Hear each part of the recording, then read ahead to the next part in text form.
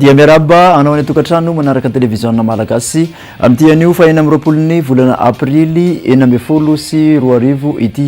raha ny mikasika ny andrafitra ny metotoetry ny antsika amin'ny ankapobeny dia alizay zany hoe somary mangatitsika ny andro raha hoan'ny rapitso manokana ny apitso maraina dia somary ahitana orana malefaka raha amin'iny faritra analanjirofo amin'iny antalasy sambava iny toraka zany any koa raha amin'ny taolanar ifadibo kosa ny rahona simy masoandro raha hoan'ny faritra sisa ny tolakandro kosa dia andrahoana ny andro raha hoan'ny faritra analanjirofo sy amin'iny antalasy sambava iny somary ahitana orana tandrifindrahona kosa raha hoan'ny faritra atsinanana ifadimy hatrany ndrahona simy masoandro raha hoan'ny faritra sisa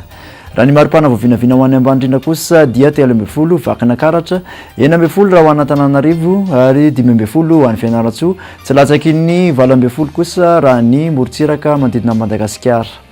maripana ambondrindra dia 5 any Maevatanana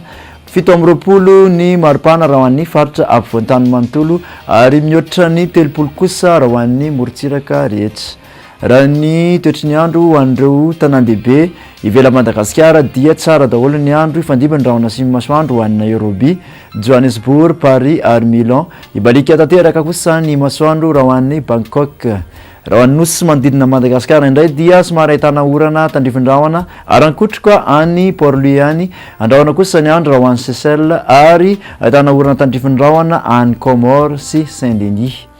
dia tsara marihana mofa amin'ity herinandro ity dia makalaza ny 510 taonany ny meteo malagasy ny fanatotosana izany moa dia eny ampandrenomby ary mandritry ny herinandro ity ny varavarana misokatra ho antsika koa dia manasa antsika rehetra ary manasanao amin'ny rapitso indray sotra tompo